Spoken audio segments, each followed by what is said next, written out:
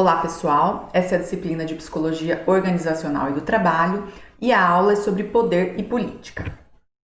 Então, hoje em dia, o elogio se tornou um fator político dentro das organizações, né? Ele é um reforço poderoso para controlar comportamento, assim como a gente viu lá no início da disciplina.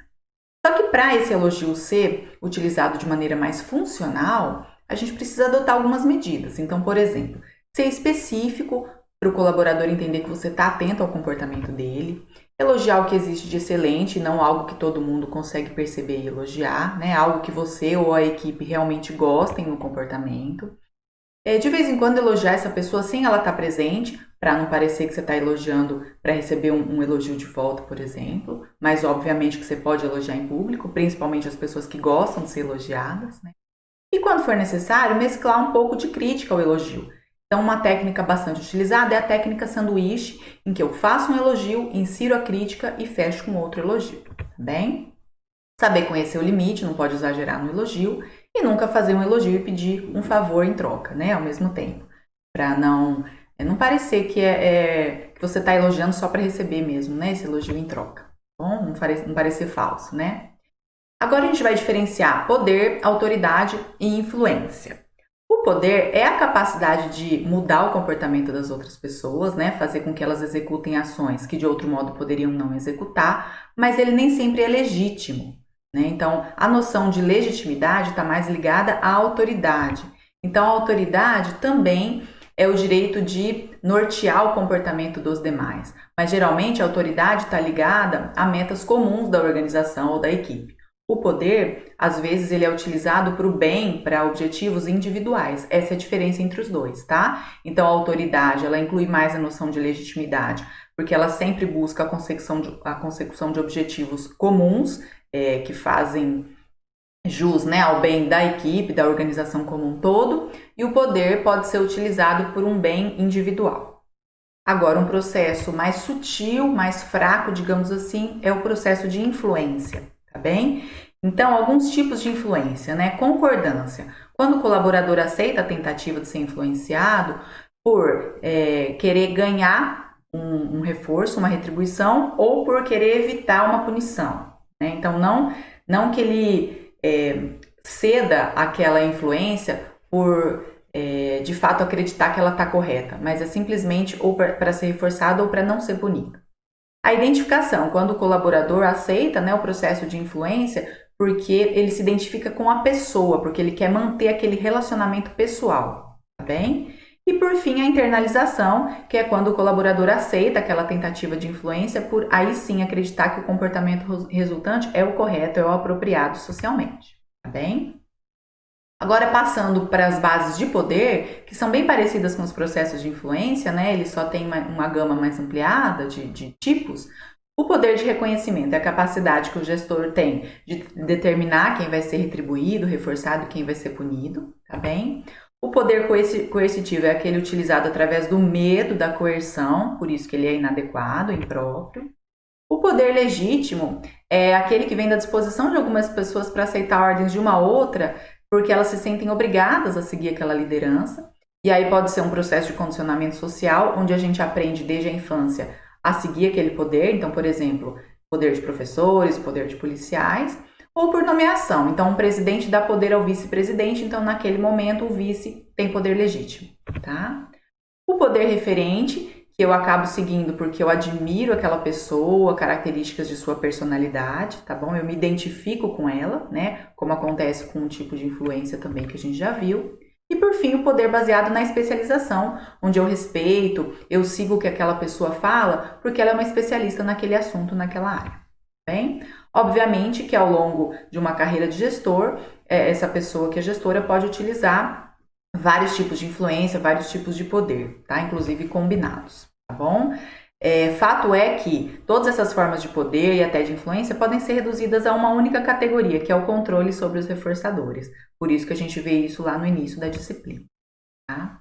Algumas táticas políticas, às vezes utilizadas no ambiente organizacional e que a gente sempre tem que ter um olhar cuidadoso ou crítico sobre elas. Então, a insinuação, que é uma tática que envolve fazer elogios ou favores para superiores ou subordinados. Então vejam, a noção de reciprocidade social está embutida em praticamente qualquer relacionamento social, inclusive nos laborais, né, nos de trabalho. Só que a gente tem que tomar cuidado para a gente não ser visto como sempre fazendo um favor ou algo para alguém, querendo algo em troca. Né? Essa relação não pode ser tão direta assim. Às vezes a gente precisa fazer por empatia mesmo, por querer o bem do outro, por querer ajudar, né? Obviamente que depois de um determinado tempo, se você precisar de um favor em troca, provavelmente essa pessoa vai se sentir obrigada a retribuir esse favor, mas não que isso seja sempre o seu objetivo inicial, tá bem? Formar alianças e redes, a gente sabe que isso costuma acontecer muito, né? Dentro de qualquer grupo, dentro de qualquer ambiente de trabalho, e isso, desde que feito de maneira honesta, de maneira produtiva, não tem problema, né? Gerenciamento da impressão transmitida, então, muitas profissões, muitas organizações utilizam, né, uma imagem, uma solicitude, uma vestimenta, né, mais formal, para conseguir passar uma impressão mais positiva, né, tanto de si enquanto profissional, quanto da organização. E tem gente, inclusive, que faz um bom gerenciamento das informações, consegue passar as informações de uma maneira mais convincente, mais persuasiva. Inclusive, tem gente que até prefere transmitir boas novidades, informações do que as más, né? Justamente para criar esse clima de conforto, né? Esse clima mais, digamos assim, positivo, tá? Tem gente, inclusive, que promove a oposição para se distanciar do opositor, né? E se ver livre dos possíveis problemas que ele esteja causando, tá? E aí, um bom gestor, para lidar bem com a política organizacional, ele sempre tem que dar o exemplo, um bom modelo de comportamento, né? Sempre tem que ser didático, ter habilidades sociais, profissionais, transmitir as tarefas claramente, eliminar alianças e grupos fechados que estejam contra a produtividade ou estejam sendo inadequados, desonestos, enfim, né?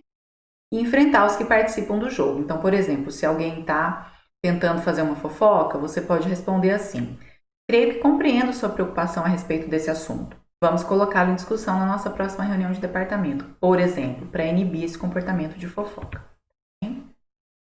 O Nicolau Maquiavel foi um filósofo e homem público da Itália renascentista, foi um dos primeiros a abordar esse tópico de comportamento político. Só que ele não tinha preocupação nem com a ética, nem com a moral. Então, alguns dos seus princípios básicos eram o uso de táticas manipuladoras interpessoais, né? E uma visão desfavorável da natureza humana. Então, em geral, os indivíduos maquiavélicos são considerados dominadores, manipuladores socialmente, e supõe-se pelas pesquisas que demonstram um comportamento político com mais frequência, né? Querendo sempre o proveito próprio. Geralmente são pessoas que não manifestam a emotividade nas relações interpessoais, nem preocupação pela moralidade e nem com compromissos ideológicos. Então, a gente tem que tomar cuidado com essas pessoas, né, dentro dos ambientes organizacionais. Alguns autores vão falar em algumas táticas, que incluem aí a adoção de tática de influência, sempre usar a razão, a lógica, né, uma atitude amigável, habilidosa socialmente, formar alianças de maneira honesta, obviamente, né, visando a produtividade, a consecução dos objetivos da organização. Sempre dar abertura para as várias partes da equipe colocarem a sua opinião, né, discutirem sobre. Defender a assertividade, que a gente colocar, exteriorizar, né, colocar para fora o que a gente pensa, o que a gente sente de maneira honesta, adequada, sem agredir o outro, sem violar o direito do outro, sem magoar o outro, né. E por fim, apelar à autoridade superior quando isso for necessário, né, para uma tomada de decisão mais importante, por exemplo. Aí outros autores vão trazer 4 estilos de influência. Isso é uma outra visão, né? Estou trazendo visões de diferentes autores aqui para vocês. Os coercitivos, que se recusam a aceitar não, eles são mais dominadores, né? Os táticos, que utilizam muito a razão, a lógica. Os insinuadores, que são os puxa-sacos. E os observadores, que utilizam muito a observação.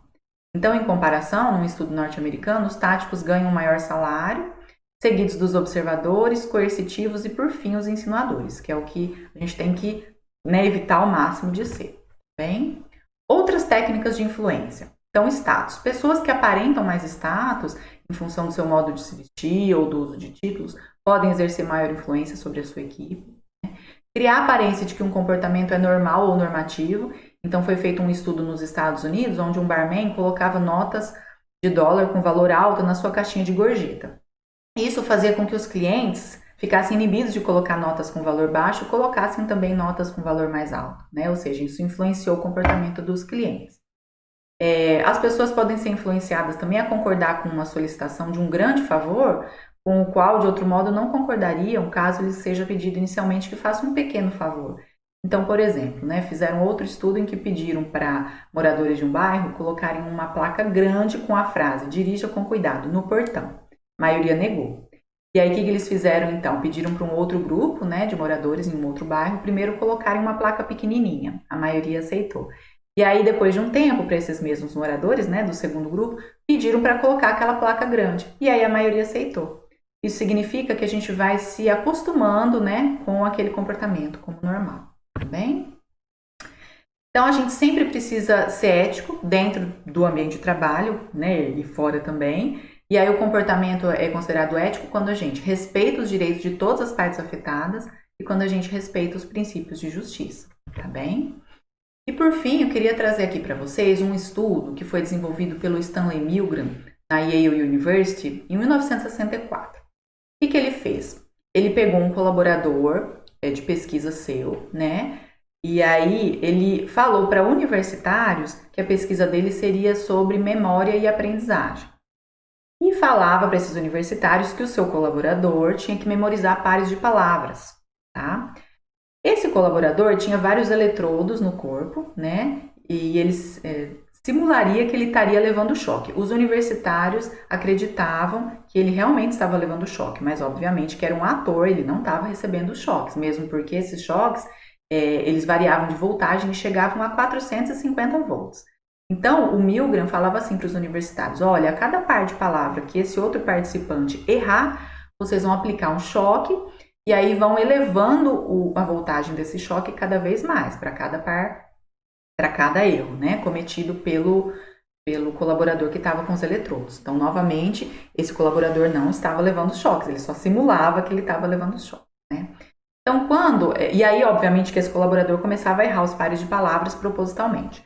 Quando esse choque chegava a 120 volts, o colaborador do Milgram simulava que estava sentindo incômodo e cada vez mais dor conforme essa voltagem ia aumentando. E os universitários também começavam a ficar incomodados com a dor desse colaborador e pediam para parar, pediam para o Milgram: olha, né, vamos parar, ele está sofrendo, ele está com dor, não quero mais continuar. Só que o Milgram usava da autoridade dele, porque na verdade o objetivo dessa pesquisa era justamente avaliar o nível de obediência desses universitários e não era sobre memória e aprendizagem, né? E aí, olha que resultado mais interessante: 65% dos universitários chegaram a aplicar a voltagem máxima de choque nesse colaborador. Lógico que o choque era fictício, como eu falei, mas eles acreditavam que eles estavam aplicando o choque. Então, mesmo se sentindo muito incomodados, mesmo aquele comportamento indo contra os valores, né, dele, universitário, ele se submetia ao poder, à autoridade, né, do Milgram, do pesquisador, né? E isso faz a gente refletir sobre a responsabilidade extrema que a gente tem quando a gente é gestor, quando a gente tem poder, autoridade ou mesmo influência sobre uma determinada equipe de trabalho. A gente precisa ter muita responsabilidade, muitas pessoas inclusive abusam, né, dessa autoridade que elas têm. Mas vejam a importância da ética para a gente exercer o papel de um bom líder, de um bom gestor. A gente precisa sempre se seguir por regras, por valores morais, justos, adequados, éticos, né, visando o cumprimento dos objetivos da organização, mas sempre respeitando muito os colaboradores, para a gente não usar essa autoridade, esse poder de maneira inadequada e antiética. Bem, essa é a referência bibliográfica utilizada na aula de hoje e muito obrigada pela atenção de todos.